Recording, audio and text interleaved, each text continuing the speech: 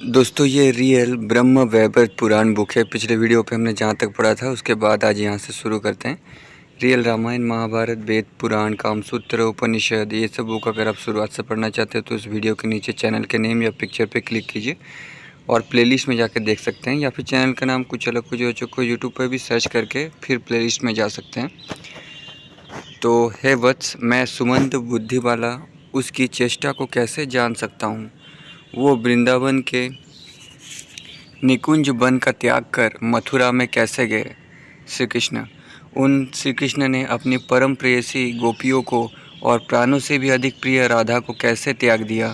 उस नंद नंदन ने अपनी माता यशोदा और पिता नंद को तथा अन्य बांधव आदि को कैसे और क्यों त्याग दिया, इसे मैं कैसे बता सकता हूँ। वो दर्प के हनन करने वाले, दर्प को देने वाले और सर्वदा सबको सभी कुछ देने वाले हैं।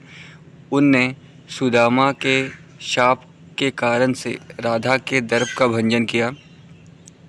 अन्यों की भावना के हेतु से ब्रह्म प्राप्ति उस प्रकार से होती है। इस प्रकार से कमलोद्भव ब्रह्मा कुछ वितर्क किया करता है। पहले विभु महाविष्णु ने ब्रह्मा, विष्णु, शेष और शिव का दर्प भंग किया था।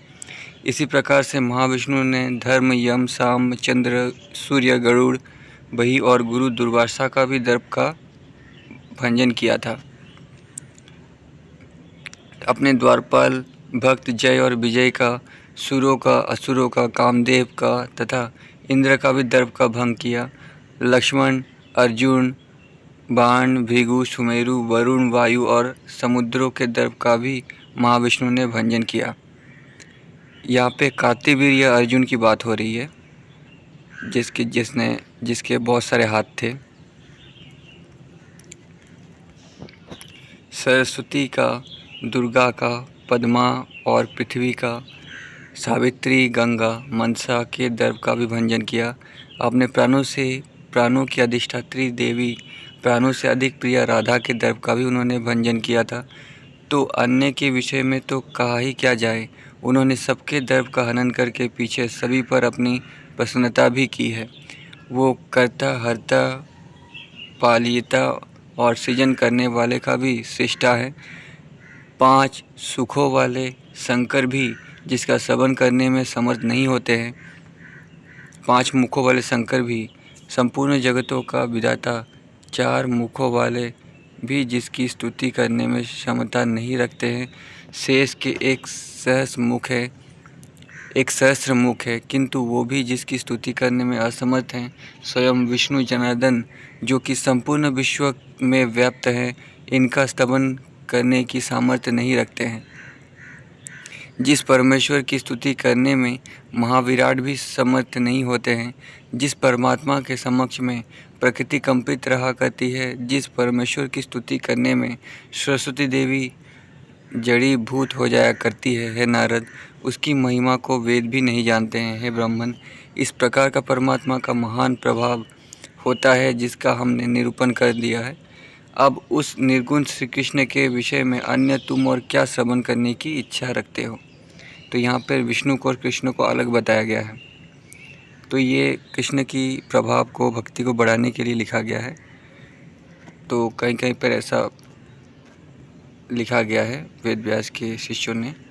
इस अध्याय में कंस राजा के यज्ञ का निरूपण है। नारद ने कहा, इसके अनंतर कंस ने इस प्रकार से विचिंतन कर तथा दुःस्वप्न को देखकर वो एक समुद्विग्न हो गया। उसे महान भय प्राप्त हो गया और उत्साहहीन होते हुए निराहार करने लगा। उसने अपने पुत्र, मित्र गण, बंधु वर्ग, बांधव और पुरोहित, इन सबको बुलाकर वो बहुत अधिक दुखित होते हुए सभा के मध्य में उनसे बोला। कंस ने कहा, आज मैंने आधी रात में एक बहुत ही बुरा स्वप्न देखा, जिससे अत्यधिक भय ने मुझे घेर लिया है। अब आप समस्त मेरे बांधव लोग, विद्वान और पुरोहित मुझे समझाने की कृपा करें। मेरे नगर में मैंने स्वप्न में देखा है कि एक अत्यंत वृद्धा, जिसका वर्ण एकदम काला है, नृत्य करती हुई भ्रमण कर रही है। वो रक्त वर्ण के पुष्पों की माला तथा रक्त चंदन धारण करने वाली है। उसके वस्त्र भी लाल थे। उसके हाथ में एक तीक्ष्ण खड्ग और अति भयंकर खप्पर था।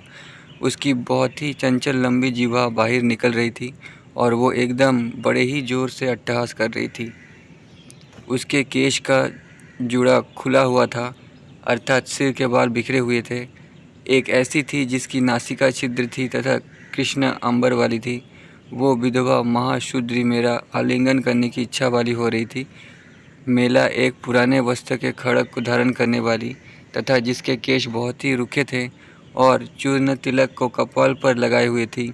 मेरे वक्षस्थल पर कृष्ण वर्ण वाले पक्व और छिन्न भिन्न ताल के फल निरंतर शब्द करते हुए गिर रहे थे। एक कुबस्तधारी विकृत आकार वाला रूखे केशों से युक्त स्मृच्छ हैं जो मुझे भूसा के लिए छिन्न भिन्न चिथड़ों को दे रहा है। पति और पुत्र वाली सती दिव्य स्त्री अत्यधिक मुझ पर रुष्ट हो रही है और बार बार पूर्ण कुंभ का भंजन कर मुझे अभिशप्त कर रही थी। एक महान रुष्ट विप्र रक्त चंदन से चर्चित अम्लान मूढ़ माला को अति सप्त करके दे रहा था। क्षण भर में तो मैंने स्वप्न में देखा कि अंगारों की वर्षा चारों ओर हो रही है और फिर दूसरे ही क्षण में भस्म की वर्षा हो रही है। कभी क्षण क्षण में रक्त वृष्टि होती हुई मैंने अपने ही नगर में देखी। मैंने रात्रि के स्वप्न में ये भी देखा कि वानर, वायस्वान, भल्लुक, शुकर और गधा विकट आकार वाला अत्यंत उलबल शब्द कर रहे हैं। मैंने शुष्क काष्ठ के समूह को अम्लान कज्जल के रूप में देखा और अरुणोदय के समय में कपियों और चित्र नखों को देखा। नारायण ने कहा, हे मुने, सत्यक नामक कंस के पुरोहित में जो शुक्राचार्य का शिष्य था और अत्यधिक बुद्धिमान था, सब परामर्श करके कंस से उसके हित की बात बोला। सत्यक ने कहा, हे महाभाग, आप अपने भय का त्याग कर देवे। मेरे स्थित होते हुए आपको किस बात का भय है क्या? आप अब शिव का त्याग करिए जो कि समस्त अरिष्टों के विनाश करने वाले हैं। अब याग धनुर्मुख नाम वाले हैं जिसमें बहुत सा अन्न लगता है और बहुत अधिक दक्षिणा भी दी जाती है। ये याग दुष्सपनों के बुरे फलों का नाश करने वाला है और शत्रुओं की भीति का विनाशक होता है। बुद्धिवर्धन शिव आध्यात्मिक, आधिदैविक और आदि भौतिक इन तीनों प्रकार के उत्पातों का उत्कट खंडन करने वाला देवता है। याग के समाप्त होते ही शंभु जरा और मृत्यु के हरण करने वाला वरदान दिया करते हैं और वो साक्षात समस्त प्रकार की संपदाओं के प्रदान करने वाले होते हैं। पहले महाबली बाण ने इस योग को किया था। नंदी, परशुराम और बलियों में श्रेष्ठ मल्ल ने भी इस योग को किया था। पहले शिव ने नंदीश्वर के लिए ये धनु दिया, याग से वो सिद्ध हो गया और फिर उस धार्मिक ने इसे बाण के लिए दे दिया था। महासिद्ध ने याग करके पुष्कर में इसे परशुराम को दे दिया और कृपा के निधि परशुराम ने इसे तुमको दिया था। हे नृप, ये दीर्घता से एक सहस्र परिमित है और अत्यंत कठिन है। ये 10 हस्त प्रशस्त शंकर की इच्छा से ही निर्मित किया गया है। ये पशुपति और पशुपत धनु युक्तमान के द्वारा भी दुर्लभ है। नारायण देव के बिना इसको सभंग करने में सामर्थ्य नहीं हो सकता कोई। इसे शंकर के धनुष के याग में शंकर की पूजा आप शीघ्र ही करें। ये परम शुभ करने वाला है। इस याग में आप सबको निमंत्रित करें। हे नराधीप, इस याग में यदि धनुष का भंग हो जाएगा तो यजमान का निश्चय ही विनाश हो जाएगा, इसमें तनिक भी संशय नहीं है। धनुष के भग्न हो जाने पर तो फिर यह याग भी निश्चय रूप से भंग हो जाएगा। जब कर्म ही पूर्ण निष्पन्न नहीं होगा तो फिर इसका फल देने वाला भी कौन होगा, अर्थात कोई भी फलदाता नहीं होगा। इस धनुष के मूल में ब्रह्मा विराजमान रहते हैं और इसके मध्य भाग में नारायण स्वयं विद्यमान है और महामते इसके अग्रभाग में उग्र प्रताप वाले कामदेव रहते हैं। इस धनुष में 3 विकार हैं। ये बहुत उत्तम रत्नों से खचित है, श्रेष्ठ है और ग्रीष्मकाल के मध्याह्न में मार्तंड की प्रभा के तुल्य प्रभा से प्रच्छन्न कारण वाला है। इसको महान बलशाली अनंत स्वामी कार्तिकेय सूर्य भी नवा देने में असमर्थ हैं। अन्य के विषय में तो कहा ही क्या जा सकता है। हे राजन, पहले त्रिपुरारी शिव ने इसके ही द्वारा त्रिपुर को बड़े हर्ष से मारा था। आप बिल्कुल निर्भय होकर महोत्सव में मंगल के योग्य इस धनुर्मुख को स्वच्छंदतापूर्वक करिए। सत्यक पुरोहित के इस वचन को सुनकर चंद्रवंश को बढ़ाने वाला कंस सभी अर्थों में निरंतर अपने हित चाहने वाले उससे बोला। कंस ने कहा, वसुदेव के गृह में यज्ञ में मेरे मारने वाला कुल का नाशक स्वतंत्रतापूर्वक नंद के घर में वर्धमान हो रहा है। उस बलवान बालक ने मेरे बंधु वर्ग सुरों सुविशारद मंत्रियों को और मेरी भगनी परम पुतना को मार दिया। उन बल में बड़े हुए ने गोवर्धन को एक ही हाथ में उठा लिया। महान शूर महेंद्र का भी उसने पराभव कर दिया। इस बालक ने ब्रह्मा को अपना चराचर ब्रह्म रूप दिखला दिया कि बड़े हर्ष से कृत्रिम बालक और वत्सों का निर्वाह कर दिया। हे सत्यक, तुम उस प्रकार के बलि के हनन करने की मंत्रणा करो। उसको छोड़कर इस धरनी तल में अन्य मेरा कोई भी शत्रु पैदा नहीं हुआ है। स्वर्ग में, पाताल में और तीनों लोकों में निश्चय रूप से मेरा कोई शत्रु नहीं है। सभी संत और राजा लोग सर्वत्र मेरे बांधव ही हैं। ब्रह्मा तो महान तपस्वी पुरुष है, शंकर भी स्वयं परम तपस्या करने वाले हैं, और विष्णु सभी जगह रहने वाला, सबकी आत्मा और सबकी समदृष्टि में देखने वाला है और सनातन है। यदि मैं किसी भी प्रकार से नंद के पुत्र का निहनन कर पाऊँ तो फिर मैं तीनों लोकों में पूजित हो सकूंगा और महान सातों द्वीपों का स्वामी सार्वभौम हो सकता हूँ।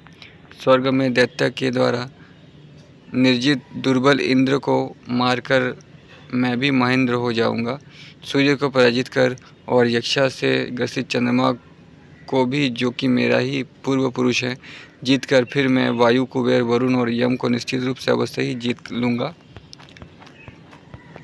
कंस ने सत्यक पुरोहित से कहा कि तुम अब शीघ्र ब्रज में जाओ। वहाँ नंद ब्रज में जाकर नंदन और उसके भाई महाबली बलराम को अब यहाँ ले आओ। कंस के इस वचन को सुनकर सत्यक उससे सत्य नीति का सार बहुत ही समय के अनुसार उचित एवं हित वचन बोला। सत्यक ने कहा, हे महाराज, नंद ब्रज में तो उस परम अभिष्पित स्थल में आप अक्रूर, उद्धव और वासुदेव को ही भिजवाइए। सत्यक के इस वचन को सुनकर उस संसद में वास करने वाला और स्वर्ण के सिंहासन पर स्थित वासुदेव से वो कंस बोला। राजेंद्र, कंस ने कहा, आप तो नीति शास्त्र के तत्वों के परम ज्ञाता हैं और आप सभी उपायों के भी महान पंडित हैं। हे बंधु, अब आप नंद के ब्रज में चले जाइए, जो कि वासुदेव के सूत का आलय है। आप वहाँ वृषभानु, नंद, बलराम और नंद नंदन को यहाँ यज्ञ में अन्य भी समस्त गोकुलवासियों को लिबा लाओ। दूत लोग पत्रिका लेकर चारों दिशाओं में चले जाओ। मेरे यहाँ धनुर्मुख होने वाला है, इसका सब नृप, मुनियों और अन्य सबको भली भांति विज्ञापन हर्ष पूर्वक कर देवे।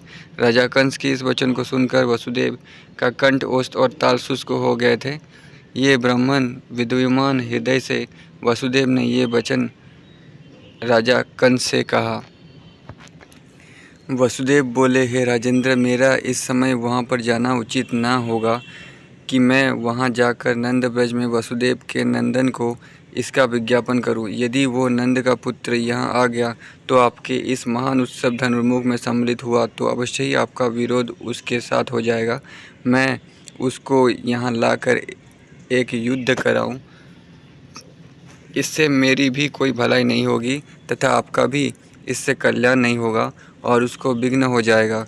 फिर तो संसार में सभी लोग यही कहेंगे कि पिता ही इस कृष्ण को मथुरा ले गया था, कि वो वहाँ जाकर मर गया था, अथवा वसुदेव ही ने अपने पुत्र के द्वारा राजा को मरवा दिया था। दोनों में किसी भी एक की तुरंत ही मृत्यु तो अवश्य ही होगी, क्योंकि सूर्य लोक का पतन होता ही है, कभी भी युद्ध में निरामय तो होता ही है। तो दोस्तों, ये हमने हरिवंश पुराण जो महाभारत खील भाग है, कृष्णा स्टोरी, उसमें भी पढ़ा था कि वसुदेव और जो देवकी है उनको जेल के अंदर में नहीं रखा गया था। ठीक है, ये एक मतलब गलत धारणा है कि कंस ने दोनों को जेल में रखा था, और यहाँ पे भी यही लिखा है।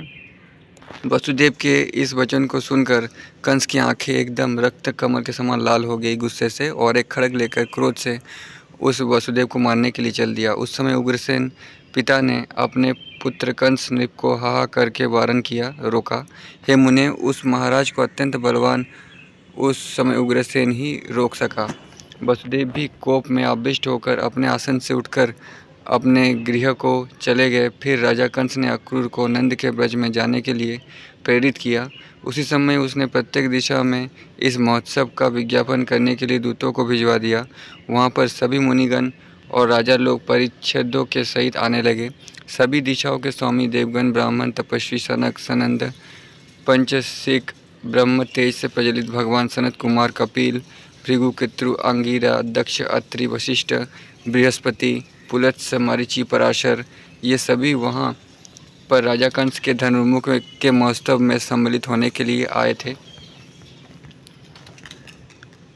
कात्यायन, सौभरी, पर्वत, देवल, पिप्पल, सकटायन, जाबाली, वामदेव, विभांडक, करी, कनाद, कौशिक, पाणिनि, वामदेव, शितलिक, वाल्मीकि और लोमहर्षण, ये सभी वहाँ महामनीषी और मुनिगण उस सब को देखने के लिए मथुरापुरी में एकत्रित हुए। मार्कंडेय, मृकुंडु, परशुराम, संकति, अगस्त्य तथा बाण मुने, इसके अतिरिक्त अन्य समस्त मुनिगण अपने शिष्यों के सहित वहाँ उपस्थित हुए। ब्राह्मणगण और तपम्बियों का समुदाय भी मथुरा में महोत्सव के दर्शन के लिए आया। राजा लोग में जरासंध, दंतवक्र, दाम्भिक, द्रविड़ देश का आदि, शिशुपाल, भीष्मक, भगदत्त, धृतराष्ट्र, धूमकेतु, संबर्शल्य, सत्राजित और शंख तथा अन्य महान बलवान राजा वहाँ महोत्सव में सम्मिलित होने के लिए आए। भीष्म, द्रोण, कृपाचार्य, महान बलवान अश्वत्थामा, भूरिश्रवा, शाल्व, कैकेय, कौशल आदि महाराज एवं महान पुरुष वहाँ उपस्थित हुए। राजा कंस ने इन सबका जैसा भी स्वरूप के अनुरूप उचित था स्वागत सत्कार किया। राजा कंस के पुरोहित सत्यक ने यज्ञ दिवस को शुभ क्षण दिया था। Next chapter. इस अध्याय में अक्रूर के हर्ष के उत्कर्ष का निरूपण किया जाता है। नारायण ने कहा, कंस के नंद ब्रज में भेजने के वचन को सुनकर वो धर्मियों में परम श्रेष्ठ अक्रूर शांत और प्रियस्त मन वाला होकर शांत मूर्ति उद्धव से बोला। अक्रूर ने कहा, आज की रात्रि और प्रातःकाल बहुत ही सुंदर एवं शुभ है। ये दिन भी परम शुभ है। मैं समझता हूँ कि मेरे गुरु वर्ग, देवगण और विप्र सभी मुझसे परम संतुष्ट हो गए हैं और मेरे ऊपर प्रसन्न हैं। ये ध्रुव सत्य है। आज करोड़ों जन्मों के पुण्य जो मैंने कभी अर्जित किए होंगे, वे सभी आज स्वयं ही मेरे कल्याण के लिए उपस्थित हो गए हैं। जो भी शुभाशुभ कर्म मेरे सुसंपन्न हुए हैं, उनका कर्म से बद्ध मेरे बंधन का निगड़ आज निच्छन्न हो गया है। इस संसार रूपी कारागार से अब मैं मुक्त होकर अब हरि के पद प्राप्त होने के लिए जा रहा हूँ। राजा कंस ने रोष में आकर आज मुझे अपने बृहद का अर्थी बना दिया है। उस कंस का ये आदेश मेरे लिए तो किसी देवता के वरदान के समान हो गया है। कंस ने तो क्रोध में आकर ऐसी आज्ञा दी थी, किंतु मुझे बहुत ही उत्तम फल देने वाली हो गई। अब मैं ब्रजराज के यहाँ लिवा कर लाने के लिए ब्रज में जाऊँगा और वहाँ मैं मुक्ति और मुक्ति के प्रदान करने वाले अपने परम इष्टदेव का दर्शन करूँगा।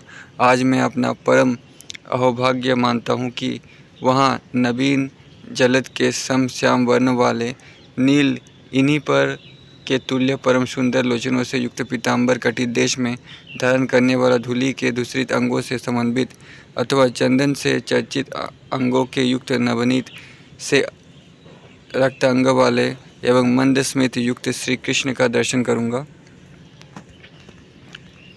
अथवा वो श्याम सुंदर किसी स्थान पर विरजे हुए अपनी मुरलिका के वादन को विनोद कर रहे होंगे, या वे कहीं इधर उधर अपनी प्यारी गौ के चारण करते हुए दर्शन देंगे, किंबा किसी स्थल पर सानंद विराजमान होंगे या जा रहे होंगे, अथवा निश्चित रूप से सैया पर शयन करते हुए का मैं दर्शन प्राप्त करूंगा। आज एक ऐसा निर्देश प्राप्त हुआ कि जो सुदृष्टि से ये परम शुभ क्षण मुझे उपस्थित हो गया है, जिसके कारण कमल का ब्रह्मा, विष्णु और शिव आदि बड़े तपस्वीगण ध्यान किया करते हैं, और वो ऐसा अनंत विग्रह वाला अनंत है कि उसके अंत को कोई भी नहीं जानता, जिसके प्रभाव को देवगण और संत पुरुष भी नहीं जानते हैं, और जिसके श्रवण करने में साक्षात बुद्धि विद्या की अधिष्ठात्री सरस्वती देवी भी भीत होकर जड़ जैसी हो जाया करती है,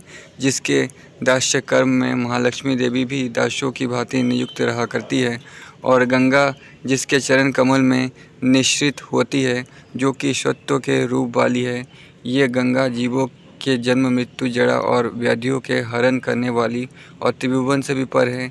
ये दर्शन और स्पर्शन मात्र से ही मानवों के पापों का हरण करने वाली हुआ करती है। तो दोस्तों वीडियो बहुत बड़ा हो गया, आज के वीडियो पे इतना ही। इसके बाद नेक्स्ट वीडियो पे पढ़ेंगे, तब तक के लिए धन्यवाद।